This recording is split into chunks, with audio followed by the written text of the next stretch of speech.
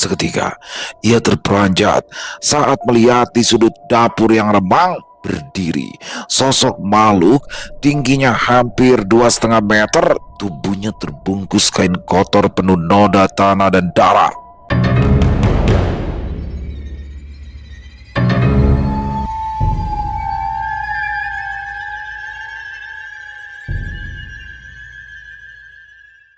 Assalamualaikum warahmatullahi wabarakatuh. Halo semuanya teman-teman, selamat siang, selamat datang kembali di channel kesayangan kita, channel Ilo Entry, dan masih bersama saya Ilo dimanapun teman-teman berada. Semoga teman-teman selalu dalam keadaan sehat walafiat tanpa kekurangan satu apapun dan dimudahkan rezekinya, amin amin ya robbal alamin. Waduh, ini agak lemes ya, wajar sih, namanya puasa siang-siang lemes itu manusiawi teman-teman. Tapi nggak boleh kehilangan semangat, tetap harus semangat. Ini udah seminggu ya, udah seminggu atau seminggu lebih nih teman-teman ya puasa ya. Dan kali ini bersama dengan Simba, kami akan membawakan satu kisah luar biasa. Kisah dari Netra Kala. Waduh, dan kisah kali ini akan menceritakan tentang warung sotonya milik Mas Jati. Ada apa sih di warung soto milik Mas Jati ini? Oke, sebelum kita masuk ke dalam kisahnya, buat teman-teman yang mungkin belum subscribe channel Ilo Entry, bisa diklik dulu tombol subscribe, jangan lupa lonceng notifikasi juga dinyalakan agar teman-teman selalu mendapatkan notifikasi dari konten-konten yang akan kami upload selanjutnya untuk channel Ilo Entry. Kami upload setiap hari teman-teman, setiap siang jam 12 siang waktu Indonesia bagian Barat. Nggak pakai berlama-lama lagi, pasti udah nggak sabaran kan untuk masuk ke dalam kisahnya. Kita langsung saja masuk ke dalam kisahnya. Dari halaman belakang rumah Bang Ilo, kita menuju Jawa Tengah.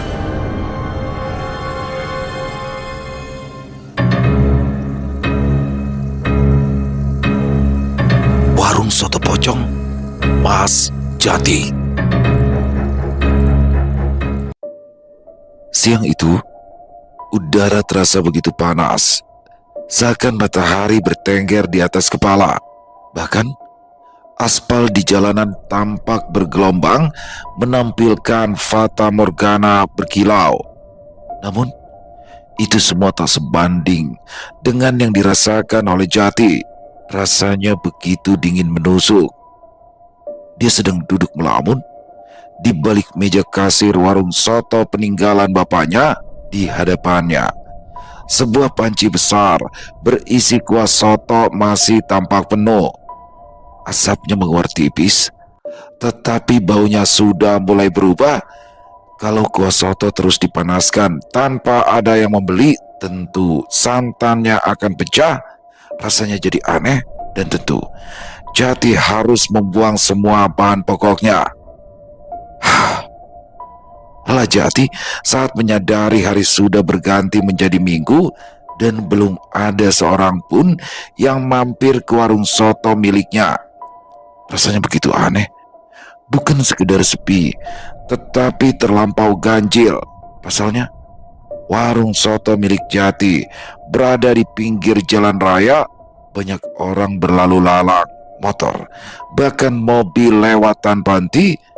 Tapi tak ada yang bahkan menoleh, seakan warung soto milik Jati tak terlihat oleh mata mereka. Jati melirik ke arah toples kerupuk yang masih penuh, melirik tumpukan mangkuk yang belum terjamah semenjak pagi. Kemudian tangannya merogoh laci kasir. Kosong. Hanya ada recehan Rp500 dan selembar kertas kumal.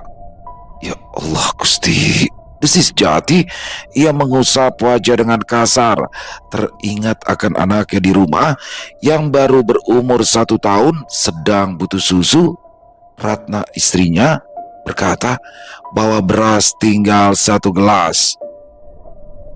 Jati kembali mengusap wajahnya dengan kasar. Dia berharap ada 1 atau 2 saja pelanggan hari ini. Belum sempat ia mengaminkan harapannya, tiba-tiba terdengar raungan suara motor RX King yang digeber dengan kencang. Seketika, dada Jati berdesir kencang. Dia tahu siapa pemilik motor ini, berharap pelanggan yang datang malah orang gila yang dikabulkan. Jati, teriak Bang Togar. Iya bang, saya di sini bang, jawab Jati pelan. Togar masuk tanpa permisi, matanya menatap Jati nyalang, dengan satu sudut bibirnya menyeringai galak. Blak! Toples kerudung di meja bergetar hebat saat Togar mengebrak meja dengan tenaga ekstra. Jati, ini tanggal berapa? Ini sudah lewat seminggu. Kau pikir aku nenek moyang kau, ha? Kau kira duit itu keluar dari kuasa Tomo? Bentak Bang Togar dengan suara keras. Maaf bang, sumpah bang, warung lagi sepi banget. Abang lihat sendiri kan, cicit Jati mencoba membela diri. Togar sesaat menatap Jati. Lalu ia meludah ke lantai. Alasan basi. Mau warung kau sini sepi? Mau rame? Mau kebakar? Atau kau mati sekalipun? Utang tetap utang. Tukas Togar sadis. Ya, tapi tolong bang, kasih saya waktu. Iba Jati mulai gemetar di bawah tatapan Bang Togar. Kau minta waktu lagi? Tanya Togar.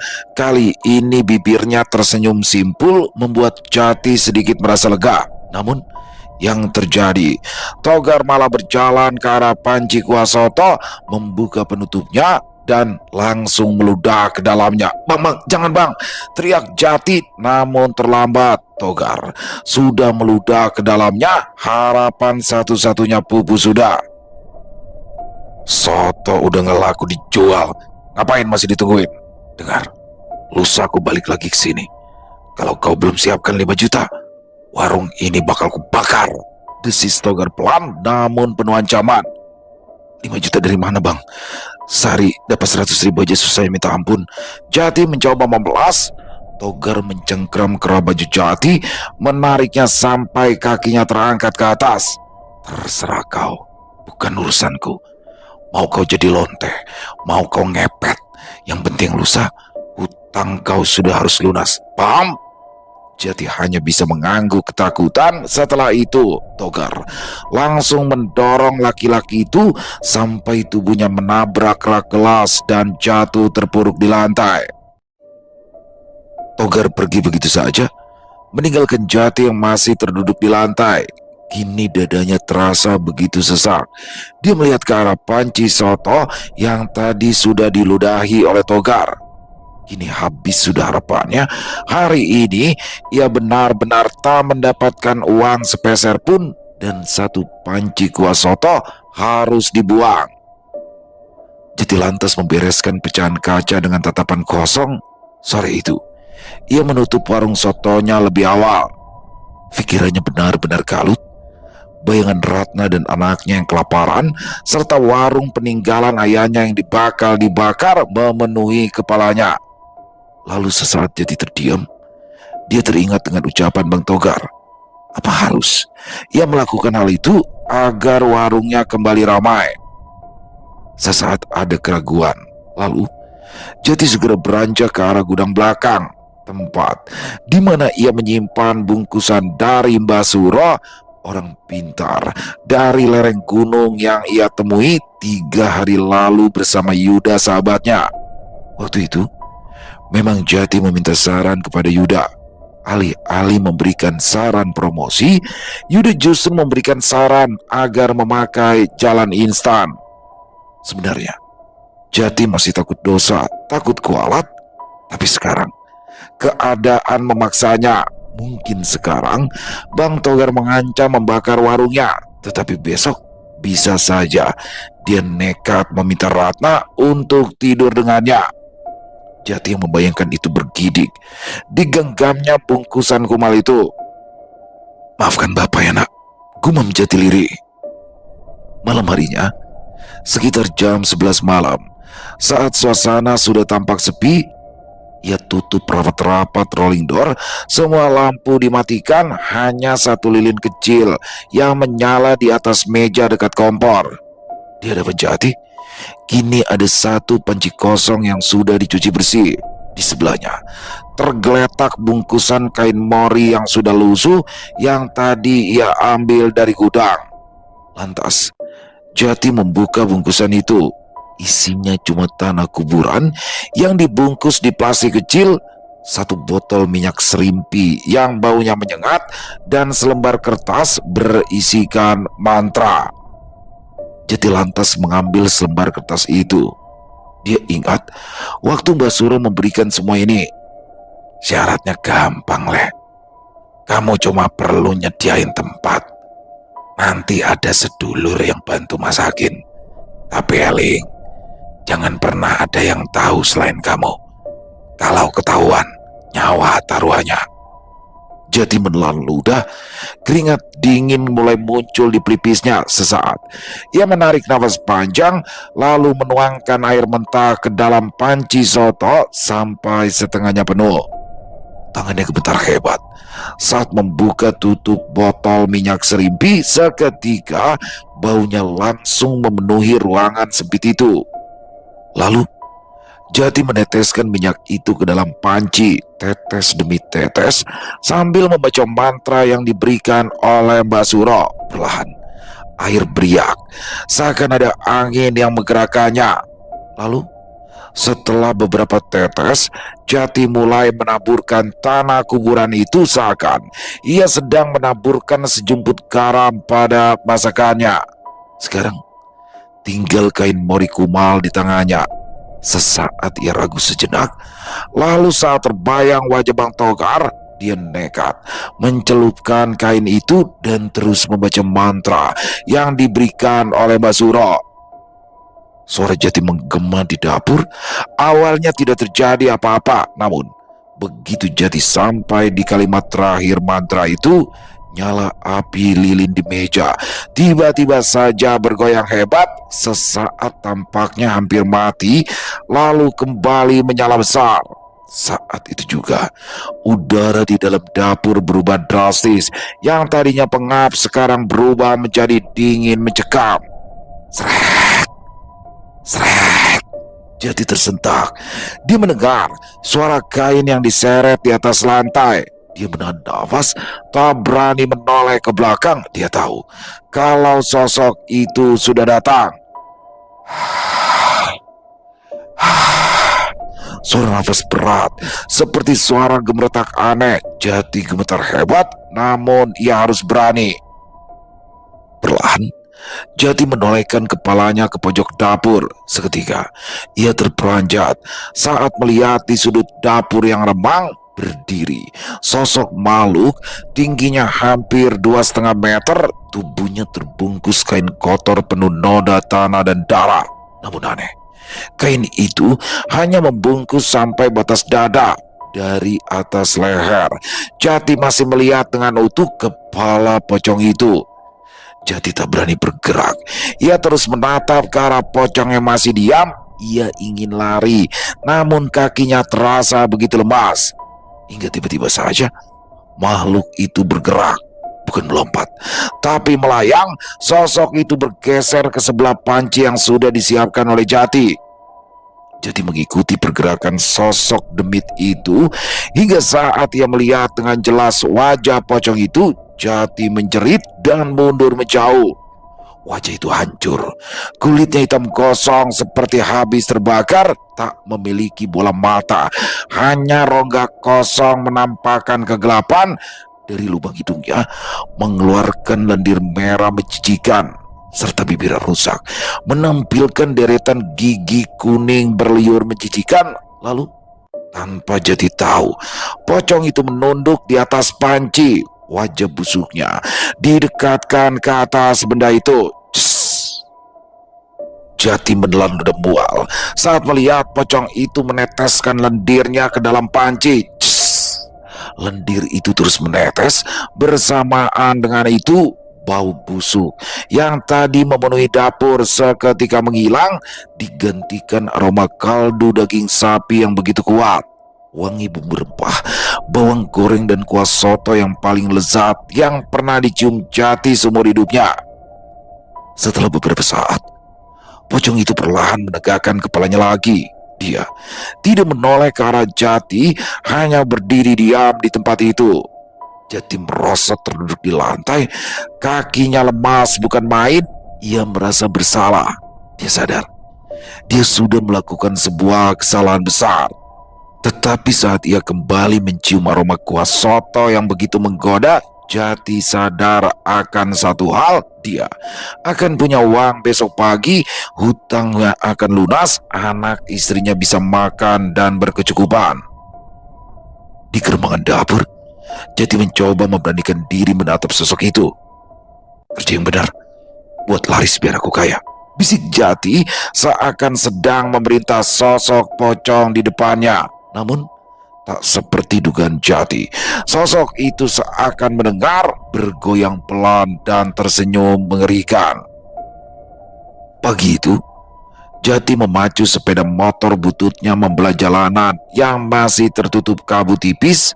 Udara pagi tak menyurutkan niat Jati untuk segera datang ke warung miliknya. Di rumah kontrakan tadi, dia meninggalkan Ratna dan anaknya yang masih terlelap. Jati beralasan mau belanja ke pasar induk, padahal tujuannya hanya satu, ingin memastikan tamu yang semalam ia undang benar-benar bekerja. Sesampainya di depan warung, Jati sedikit kecewa karena ia masih tak melihat satupun manusia di depan warungnya.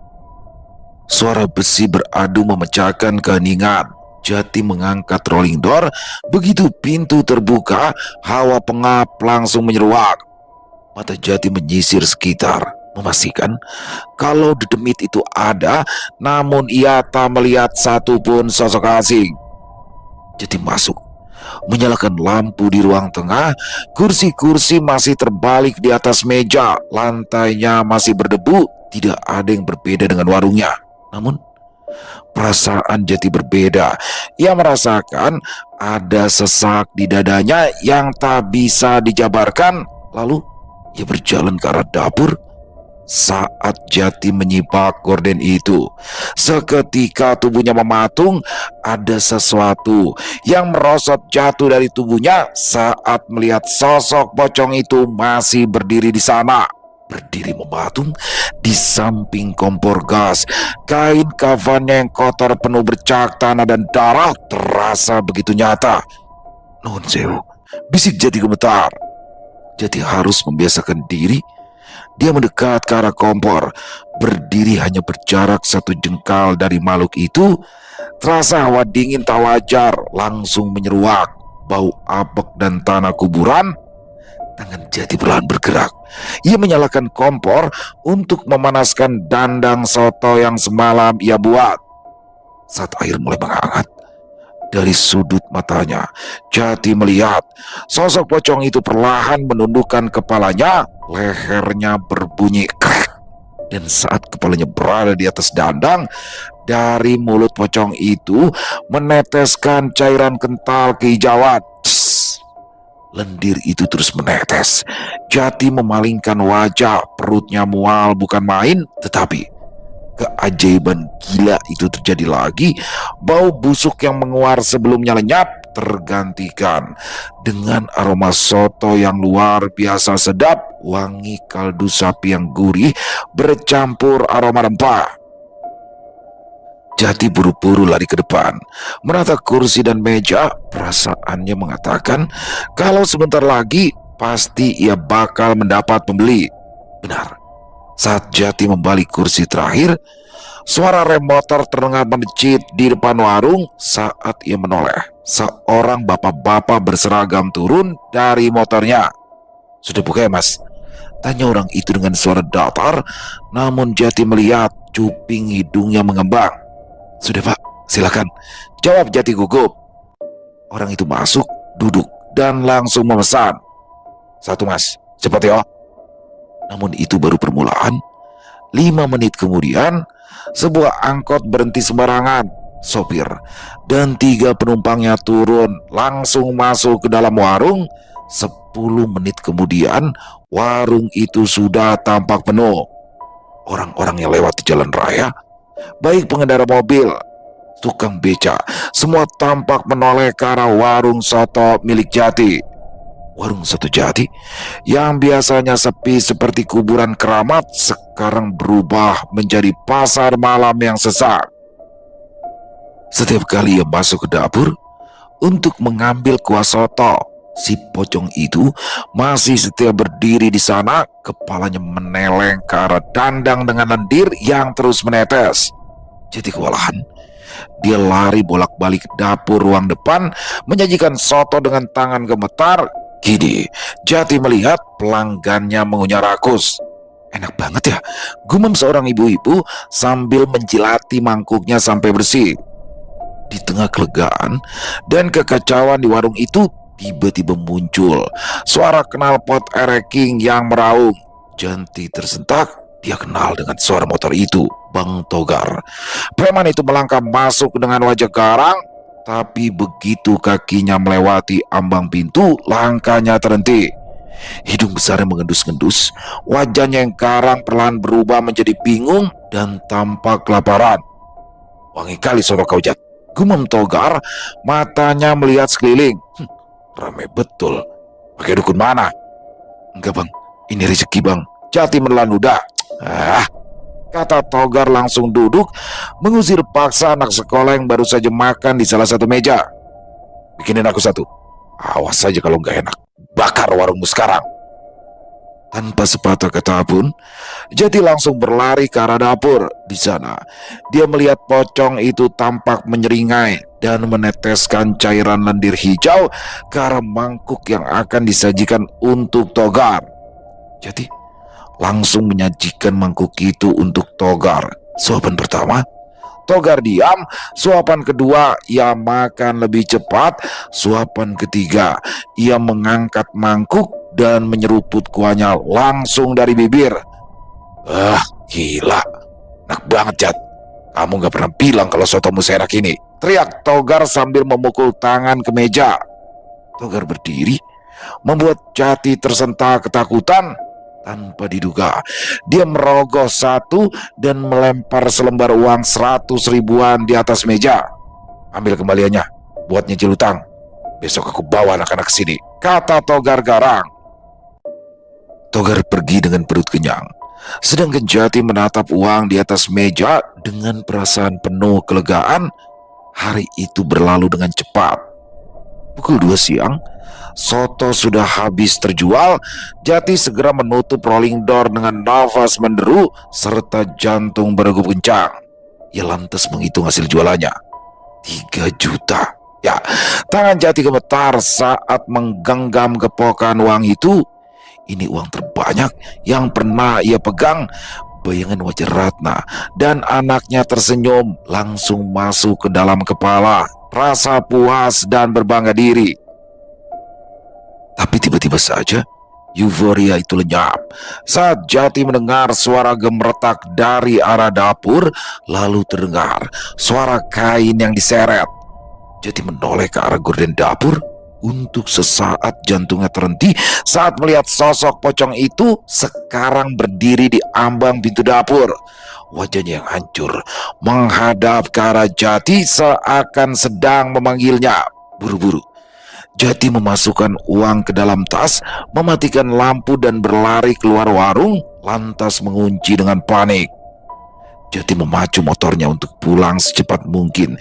Ia ingin segera bertemu dengan anak istrinya. Namun Jati salah. Di sepanjang jalan pulang, di tengah terik matahari, Jati merasa laju motornya begitu berat. Sesaat ia tak menyadari, namun ketika melihat ke arah spion, tubuh Jati tersentak. Sosok pocong itu seakan sedang membonceng di jok belakang. Dan sekali lagi, bau tanah kuburan terus tercium di hidung milik Jati. Sial, sosok pocong itu ikut pulang ke rumah Jati. Malam itu, rumah kontrakan milik Jati terasa seperti kamar mayat. Udara begitu dingin, bukan karena angin, tapi ada sesuatu yang mencekam di tempat itu. Jati tak bisa memejamkan mata barang sedetik pun. Ia duduk di samping anaknya yang luar biasa rewel malam itu. Tangisnya melengking tak wajar. Matanya melotot menatap plafon kamar, seakan ada sesuatu yang merayap di atas sana. Sedangkan istrinya sudah tidur kelelahan. Jati menatap kedua orang yang dikasihinya, begitu merasa bersalah. Seharusnya ia tidak melakukan hal bodoh seperti ini. "Ampuni bapak ya, Leh," bisik Jati sambil mengelus kening anaknya yang terasa begitu panas. Belum selesai ia menyentuh kening anaknya, tiba-tiba di kamar itu muncul bau tanah kuburan. Jati menahan napas. Bau itu semakin menyengat, bukan lagi samar, melainkan pekat memuakan.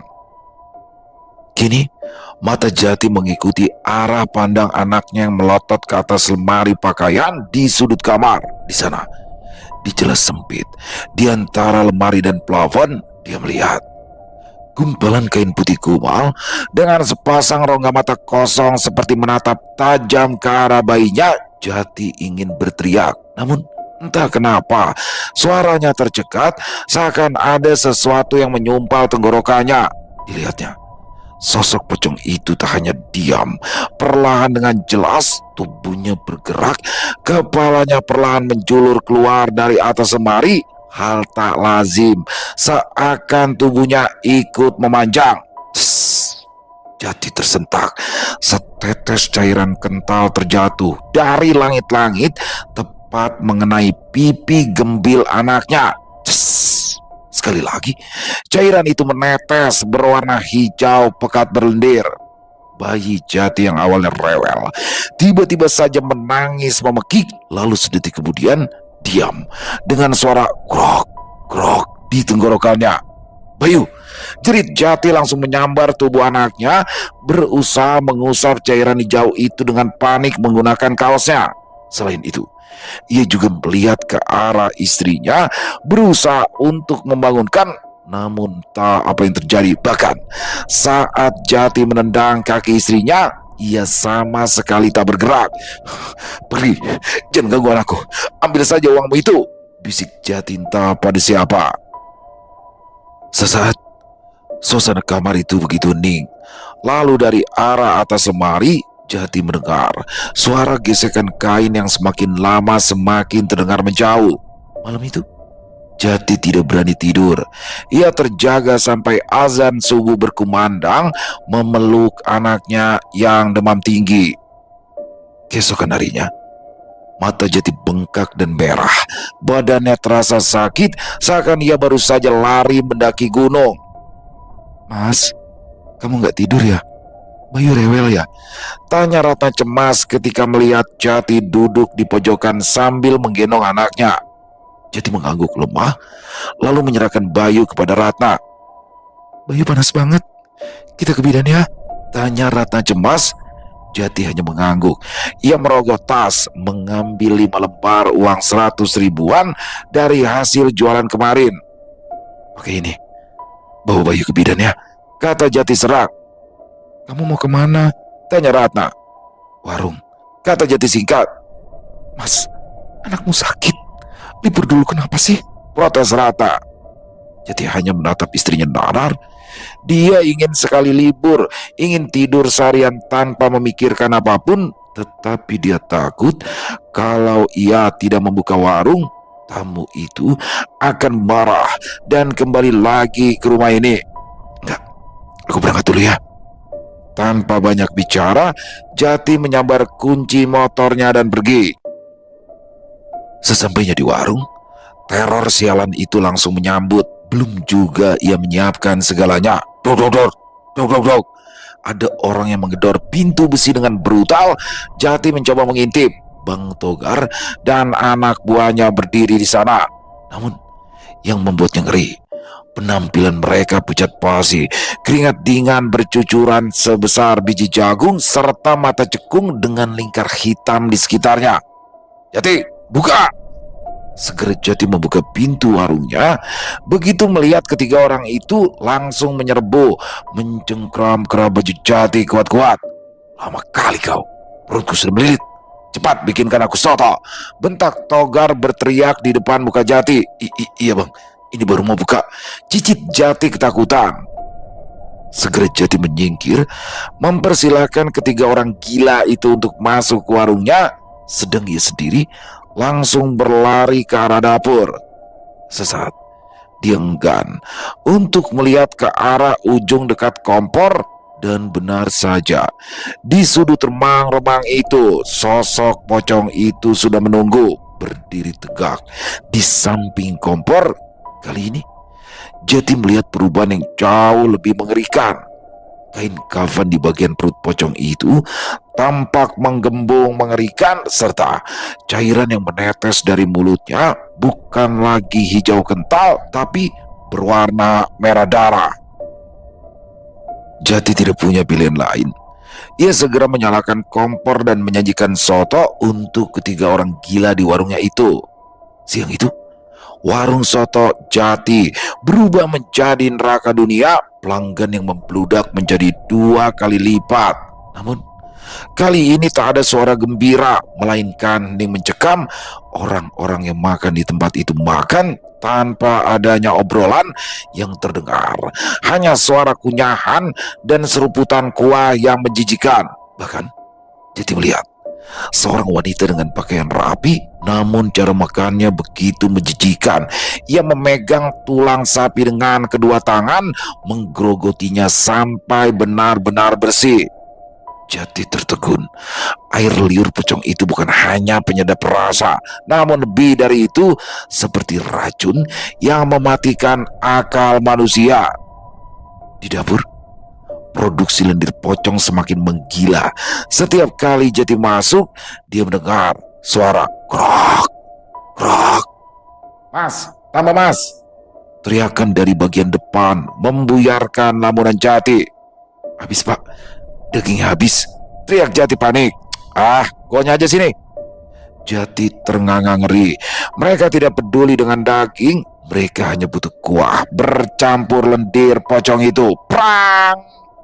Suara pecahan piring berbunyi nyaring bersamaan dengan teriak kesakitan. Di meja nomor 3 terjadi keributan. 2 orang pelanggan berebut 1 mangkuk soto terakhir. Namun, kengerian sebenarnya bukan di situ. Salah satu pelanggan yang berebut tadi tiba-tiba saja terjatuh ke lantai. Tubuhnya kejang-kejang, matanya memutih, mulutnya mangap, mengeluarkan cairan kental kehijauan. "Tolong, ada yang ayan!" teriak seseorang, namun miris. Tidak ada yang menolong. Pelanggan lain hanya menoleh sebentar dengan tatapan kosong, lalu tanpa rasa empati sedikit pun mereka lanjut menjilati sisa kuah di mangkuk mereka. Jati yang melihat itu begitu panik. Ia berusaha untuk menolong orang itu, namun saat ia mendekat, orang kejang tadi tiba-tiba berhenti bergerak. Lalu dengan gerakan cepat, kepalanya menoleh ke arah Jati dengan mulut menyeringai lebar menjijikan. "Kurang, berikan aku lagi." Jati tersentak. "Dagingnya habis." "Daging, aku mau daging. Daging anakmu manis." Dek! Jati gemetar hebat. Keringat dingin membasahi seluruh tubuh. Pesan itu jelas. Lalu Jati langsung berlari ke arah meja kasir dan menyambar tasnya. "Tutup, soto habis, semua keluar!" teriak Jati histeris. Orang-orang itu menatap Jati dengan marah. Bang Togar berdiri, matanya merah menyala. "Hei, apaan kau Jati?" "Habis bang, keluar bang, atau kubakar warung ini," kata Jati berang, langsung berlari ke arah dapur mengambil gas dan korek api. Melihat Jati yang sudah seperti orang gila, Togar dan pelanggan lainnya pergi. Begitu semua keluar, Jati langsung membanting pintu besi sampai tertutup rapat. Lalu dengan nafas terengah, Jati berbalik badan, menatap ke arah gorden yang menutupi area dapur. Dia ingin memastikan sesuatu. Namun, saat dia melihat ke arah kompor, pocong itu sudah hilang tak kemana. Dia tahu demit itu pasti sudah kembali lagi ke rumahnya. Jati bergegas memacu motornya gila-gilaan. Raungan suara knalpot motornya membelah jalan raya. Ia tak peduli umpatan dan sumpah serapah dari pengguna jalan lainnya. Dalam kepalanya hanya satu, keadaan Bayu anaknya. Jati terus memacu motor. Namun saat ia hampir sampai, entah kenapa rasanya tarikan gas motornya terasa begitu berat. Dan saat itu juga tercium bau tanah kuburan dan bunga tabur yang begitu pekat. "Pergi, jangan ikut!" teriak Jati sambil menyikut ke arah belakang. Sesampainya di depan rumah kontrakan, Jati yang mengendarai motornya ugal-ugalan hampir menabrak pot bunga. Namun ia tak peduli. Seketika dia melempar motornya begitu saja dan berlari ke dalam. Kondisi rumah gelap gulita. Lampu ruang tengah mati. Padahal menjelang maghrib seperti ini, biasanya Ratna sudah menyalakan beberapa lampu rumah. "Ratna!" teriak Jati. Tidak ada sahutan. Ia lantas membuka pintu rumah, sepi tak ada seorang pun. "Ratna! Bayu!" teriak Jati sekali lagi, namun masih tak ada jawaban. Segera Jati menghidupkan lampu ruang tamu. Pemandangan ruang tamu tampak normal. Hanya sisa mainan Bayu yang berserakan di atas karpet. Namun saat itu juga Jati mencium sesuatu yang aneh. Bau anyir tak asing, anyir darah, bercampur dengan kuah soto yang sudah basi. Lantas Jati berlari ke arah kamarnya. Cekrek! Pintu itu terkunci dari dalam. "Ratna! Ratna, ini aku!" jerit Jati panik sambil menggedor pintu sekuat tenaga. Tidak ada jawaban. Benar-benar hening.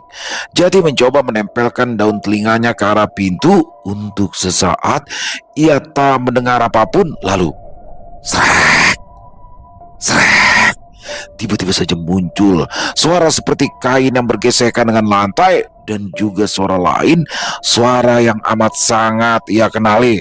"Asuk!" jerit Jati. Ia langsung mundur beberapa langkah, bersiap menendang pintu itu sekuat tenaga. Brak! Pintu jebol. Tak ada cahaya apapun. Namun Jati melihat satu sosok duduk meringkuk di ujung kasur. "Ratna!" kata Jati panik. Ratna tak menoleh. Dia hanya bergumam pelan dengan nada ketakutan. "Bukan. Dia bukan anakku. Anakku mana?" Jati mengalihkan pandangannya ke arah tengah kasur. Di sana dia melihat Bayu terbaring, namun posisinya aneh.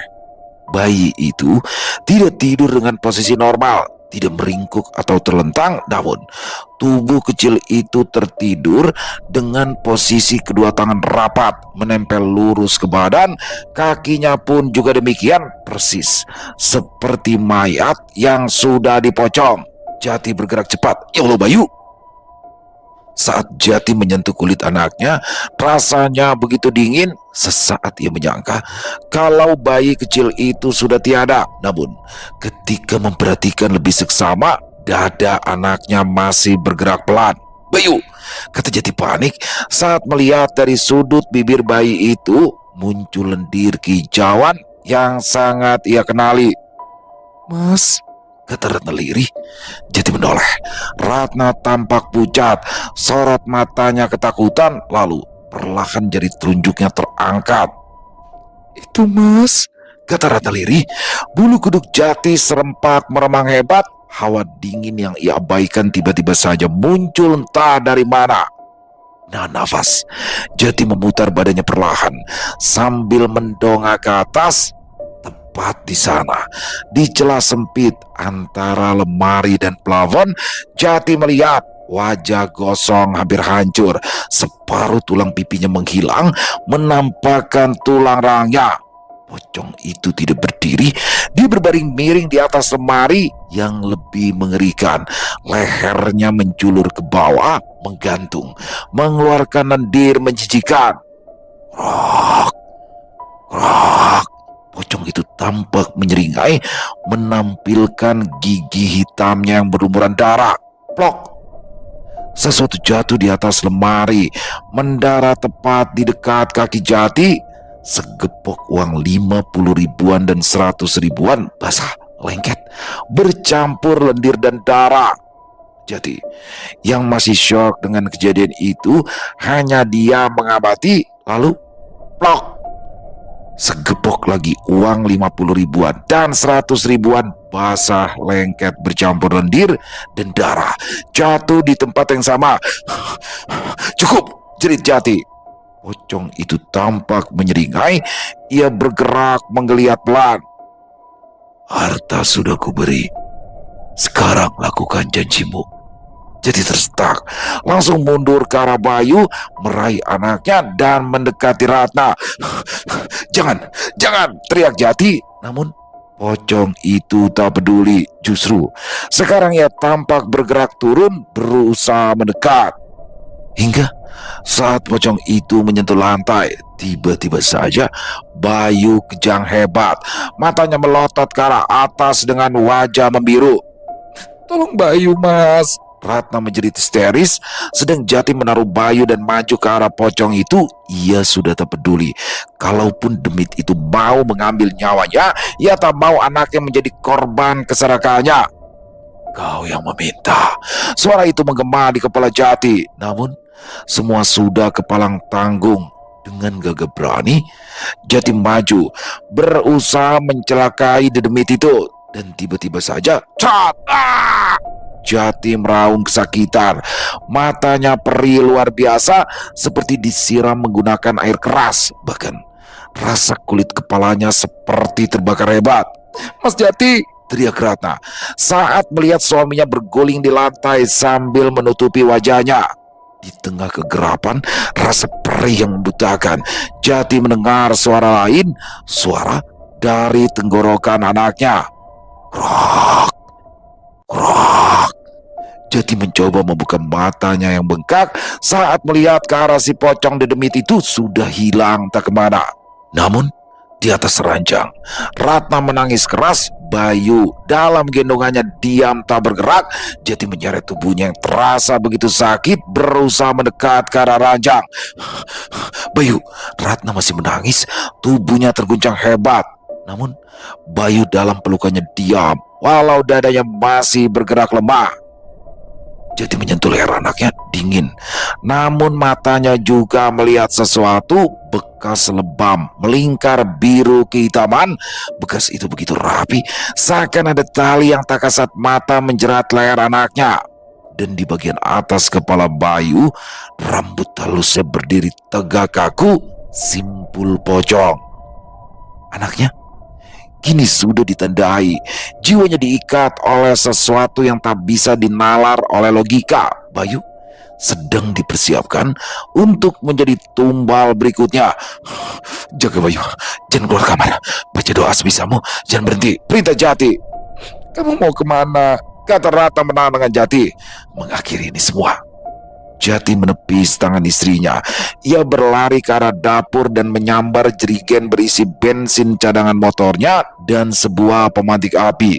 Jati lantas keluar rumah, menyalakan motornya dengan kasar. Tujuannya saat ini bukanlah Basuro. Itu terlalu memakan waktu. Jati sadar, pusat dari masalah ini adalah dapur warung soto miliknya. Di sanalah semua bermula. Di sanalah rahim iblis itu berada. Jati memacu motornya membelah malam. Jalanan kampung mulai tampak sepi meski waktu masih menunjukkan pukul 7 malam. Sepanjang perjalanan, motor yang ia kendarai terasa begitu berat. Sedang di telinganya selalu muncul bisikan, "Dagingnya sudah dipersembahkan." Jati menggeram, bukan takut, ia justru memutar tuas gas lebih dalam. Sesampainya di warung, Jati tidak membuang waktu. Brak! Ia menendang rolling door dengan keras, pintu terbuka. Suasana gelap, lantas Jati melangkah masuk. Bau busuk di tempat itu benar-benar memualkan. Untuk sesaat ada keraguan di benak Jati. Namun saat mengingat anaknya, ia langsung menjebak gorden yang memisahkan dapur dan ruang depan. Pemandangan aneh langsung terlihat. Jati ingat, ia sudah mematikan kompor sewaktu pulang tadi. Namun kini kompor itu sudah menyala memanaskan kuah soto di atasnya. Jati mendekat ke arah panci, bertekad menumpahkan isinya. Namun saat melihat ke arah dalam, seketika ia langsung menjerit ketakutan. "Bayu!" Jati panik. Di dalam air panas itu, ia melihat bukan daging sapi, namun kepala Bayu yang menyembul memperlihatkan wajahnya. Jati panik. Logikanya tak berfungsi. Ia merasa anaknya benar-benar direbus di dalam panci besar itu. Hingga saat ia hendak mengambil anaknya, tiba-tiba saja dari arah belakang Jati merasakan ada sesuatu yang dingin memeluknya begitu erat. Srek! Terasa sebuah kain menggesek lehernya. baunya luar biasa memuakan, seperti mayat yang sudah membusuk beberapa hari. "Kau atau dia?" Bisikan itu terdengar di telinga Jati. "Ambil aku, jangan ambil anakku, bangsat!" teriak Jati berusaha menggelengkan kepalanya. "Matimu!" Entah kenapa, Jati merasa pelukan pocong itu melonggar. Dengan tekad yang sudah bulat, ia langsung menyambar jerigen yang tadi dibawa. Dengan sisa tenaga, Jati membuka tutup jerigen itu dan langsung menyiramkan ke kepalanya sendiri. Cairan bensin yang menyengat langsung membasahi tubuh Jati. "Kita mati bareng," kata Jati bodoh, tak berpikir kalau sosok pocong itu hanya iblis yang menggoda manusia. Jati langsung menghidupkan korek apinya. Api menyambar dengan ganas. Dalam sepersekian detik, dapur sudah dilahap oleh api. Jati menjerit kesakitan. Rasa sakitnya tak terbayang. Di tengah kulitnya, dagingnya yang terbakar, Jati melihat sosok pocong itu berdiri menatapnya dengan seringai. "Utangmu lunas," Jati menjerit. Dalam sekejap, api langsung melahap warung soto Mas Jati bersama tubuhnya. Ia tak pernah menyangka keinginan untuk menjadi kaya malah membawa kematian untuknya. Seminggu kemudian, puing-puing warung soto Mas Jati masih dipasangi garis polisi. Bau hangus bercampur anyir darah masih tercium saat orang melintas di dekatnya. Sedangkan di rumah, Ratna duduk memangku Bayu. Bayi itu selamat. Anehnya, setelah Jati membakar diri, kondisi anaknya itu berangsur pulih. Namun, Bayu tak lagi sama. Bocah 1 tahun itu kini sering diam, tatapannya kosong, sering menatap ke arah sudut ruangan. Dan bekas luka di leher, tanda itu tak pernah hilang. Menunggu Bayu dewasa untuk meneruskan warung soto pocong milik bapaknya. Selesai. Wow, luar biasa kisah dari Netra Kala. Itu seremnya gigit banget, saya bawanya tuh kayak nggak ada jeda tuh dari awal sampai akhir. Waduh. Ini kalau teman-teman sadar nih, setting tempatnya di situ doang teman-teman. Di warung sama di rumah. Dan pemerannya cuma dikit tuh.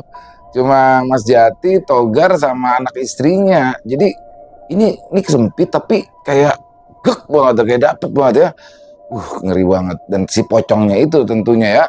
Bagaimana di sini salah satu pesugihan yang paling mengerikan.